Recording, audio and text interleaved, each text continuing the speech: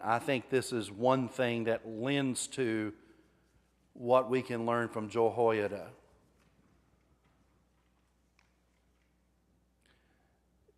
It was important enough for Jehoiada to get that into the hands of this young boy, because he felt that this was the only path forward that would be blessed by God, is if you have a sense of the covenant, and why he would be so instrumental then in making the covenant between God, king, people, and between the king and the people.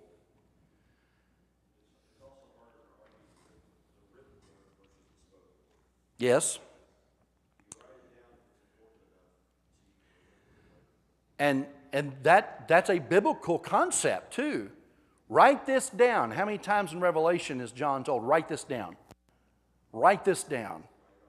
You need to get a pen or pencil out and write this down. You need to remember that. Anytime my teacher said that in class, you could know it was going to be on the test. Either the pop test or the final or something. Write this down. I had a professor one time that in his orientation class said, I can tell you right now, before we even start, that every semester when I teach this class, I talk about it's important for you to write notes. And he says, every time I say that, I can know right then and there who's going to pass this class. It's the people that got their pen out and wrote that down. You know, and the people who just stood there or sat there and listened, they're the ones that'll struggle. So there's a point in writing it down, and I think the reason why that works from a logical standpoint is the more sensory receptors that are used in the learning process. You see it, you have a pencil in hand, you're writing it, you're feeling it, you may even be saying it. How did you memorize verses when you were a kid? How do you memorize verses now? Say them over and over and over again. Jesus wept, Jesus wept, Jesus wept, right, Lee? and you remember because, and how do we remember today? I still can't alphabetize without singing a little jingle. How do you think I locate a book in the New Testament? Matthew, Mark, Luke, and John. Little jingles, little mnemonic devices, those things, writing it down. And guess what? The documentation is considered proof. Well, we had a deal. And the judge says, did you have it in writing? No, we shook hands on it. Did you have it in writing? No, but he told me he would. What's Judge Wapner of the old people's court say? Yeah, you don't win. And there's going to be a negative interview with that guy in the hallway afterwards, right? Y'all remember that show? I love the old Judge Wapner. The people's court. So we have writing it down. It's written down. It's written. It's the handwritten code referred to in the New Testament. The handwritten code. You can't debate that. How important is the Constitution to you? What would we be without it having been written down? You know, we're glad that stuff's written down, aren't we? Yeah. What can we learn, or let's go on. Why do you think Joash, this is question 4, wanted to make the temple repairs such a priority?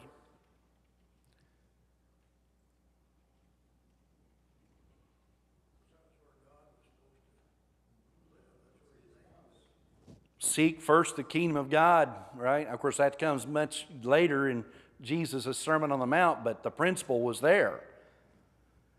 It's put God first. That's the first commandment. You shall have no other gods before me.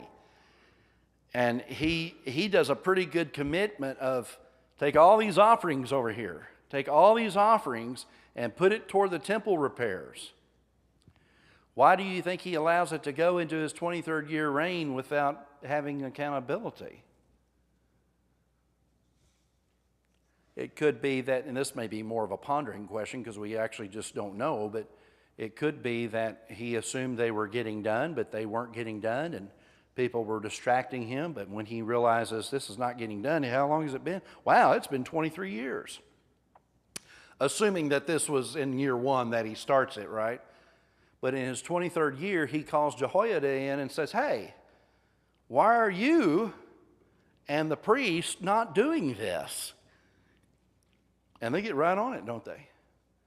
They get right on it, and then they are very vigilant about it.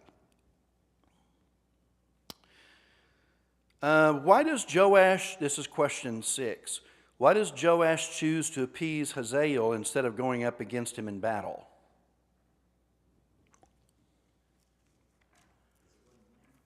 Huh? I think that's a very plausible answer, knowing that maybe he had not had the battle experience previous kings had had. We don't know of any battle experiences with him. We know of him taking care of Athaliah in the streets and, the priest of Baal worship. But on a large-scale battle, war zone, we don't have anything there. I said to look at or consider Luke 14. You remember when Jesus is teaching about the cost of discipleship? A person doesn't just go out there thinking, I'm going to build something and go out and start building it without considering the cost. And then before you know it, he can't finish it because he's out of money. Or about the king that goes to war who doesn't first go and send out a delegation to see if there can be terms of peace reached before you actually go to war. You got to realize, I don't know if I can win or not, and if you can't, you better go make a peace treaty. It could be that very thing that he has in mind. I think it's could be criticized that he took the sacred objects. That's the word that kind of hangs me up here, because sacred to me really should refer to this is God's. But it could have been a word to describe what people had declared sacred when God himself may not have had that much thought with it. We said it was sacred. Does God think it's sacred? Does God call everything sacred that we call sacred? I think not. Sam? Yeah. Right. It spares them of misery of war, doesn't it? And it spares Jerusalem from being seized for the time being. God doesn't need the silver or gold or the objects. Did you have a thought, Don? I was just thinking back to the pondering question. I was wondering because he took the treasuries of the temple and gave them to the king of whatever it was, Hazael. Mm-hmm. rather than seeking God's desire, help, whatever in this thing. And that's a good, it ties into what Lee had already brought up earlier. I think he had brought this up, that this could have been possible motive for the assassination. He gave away our gold. He gave away our stuff. But if they are officials in his reign, he may have just robbed them of a moment of glory they could have claimed by going in on the game and winning a scoring touchdown. You know what I mean? They could have led in the army, but you robbed us of that. You forfeited. What's that do to the ego? Jim. Another point is, go back to chapter 11. To arm these people with shields and spears, they had to take the stuff out of the temple that King David placed. Which, what does that tell you? They'd have had no training. They've not used these for years. And they're not armed. We got to go into the storehouse of the temple to get this stuff out, just to carry out what they want us to do, just to kill one lady and her followers and a Baal priest.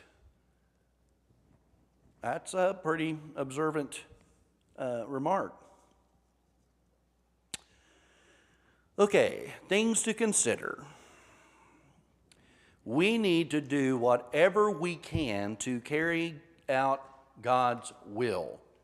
Like Moses' sister willing to hide Moses in the basket of the Nile among the reeds. And then when he's discovered by Pharaoh's daughter, I happen to know a Hebrew lady that's nursing that could nurse him for you, and it's his mother. Esther, who goes and takes the risk of going into the king, knowing she could die, but she says, if I die, I die, but it's worth saving her people for. Here, the hiding of Joash could be risky, especially if Athaliah did know about his existence. So, we need to do whatever we can to carry out God's will. This is true of, I forget the lady's name, the sister to Ahaziah. I'm in Luke. No wonder I can't see the name. But it also is true of Jehoiada. Jehoiada goes through great lengths to carry out God's will and to make sure God's will is what's at the forefront, with his covenant being in place in the presence of the king. And that leads to the next thing to consider. Sometimes following God has risks.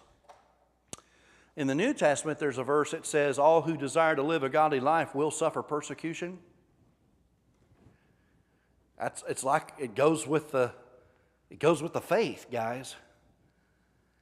If every time I come up to you and say, how's it going? Oh, it's going great. Now, it couldn't be smoother than it is now. It's this, it's that, it's all roses. And you say that to me year after year after year, I have to start wondering, how strong of a faith do you have? I read this somewhere, one preacher, and I don't know who it is to give credit to, but it was a preacher that said this, that he often thought it was interesting that everywhere Paul, the apostle, went, he started a revolution. Everywhere I go, they serve cake and coffee. And that's a big difference, you know. Speaking of quotes, and totally unrelated, but I want to share this with you because I saw this quote this morning, and it really hit me hard. It kind of hit me wrong at first, but then I had to kind of swallow the lump in my throat and realize it's probably true. I'm gonna give you the quote and see what you think. Nobody does evangelism better than the devil. Wow. I think that's right. He's good at winning people over to his side, maybe better at it than Christians are winning people to God's side. Now, ultimately, I still believe God wins. I understand God's power is more powerful than the devil's power, but as far as people and persuasion is concerned, that's a hard thing to accept. I just wanted to share that with you. Okay, it's important to know who you are, who we are. Here he is, Jehoiada, saying this is a covenant between God, you king, you people, people with God, people with king, king with people, all of us together. It's important that from here on we are known as the Lord's people. Blessed is the nation whose God is the Lord. Amen? To know who we are. One of my favorite scenes in The Lion King. How many of you remember watching that? That's an old movie now. I mean, it was way back there. They've even remade it, right? I bet it's not as good. But one of the things after Mufasa dies that he says to Simba in the vision in the sky, that, you know, Rafiki, I loved him. Rafiki was stirring up the water and he sees Mufasa. He says, Simba, Simba. I love that voice. Remember who you are. That's the point of that movie. And I'm thinking the correlation is God is often saying, remember who you are. Don't forget who you are. Have you ever had a mom or dad that told you, don't forget who you are? I had a youth minister that said every time we're out on a road trip, going to Six Flags, wherever it is, don't forget who you are, who you represent.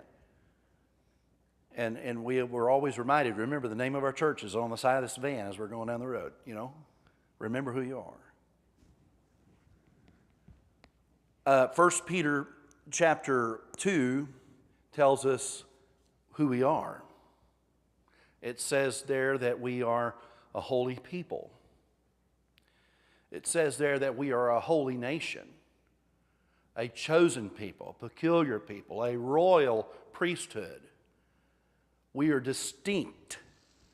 We've got to remember that in our life to make better decisions. And then the last point to consider is beware of people whose names end with bad. Josabad, Jehozabad. Because they were bad. Or perhaps good, I don't know. But it wasn't good for Joash. Okay, I think we're in chapters 13 and 14 for next Wednesday night. And it's just about time we'll go ahead and sign off. We'll see you Sunday, Lord willing. Remember, I'm continuing the series of lessons in our Breathe series. I'm talking about being this kind of a Christian, and it's about kindness.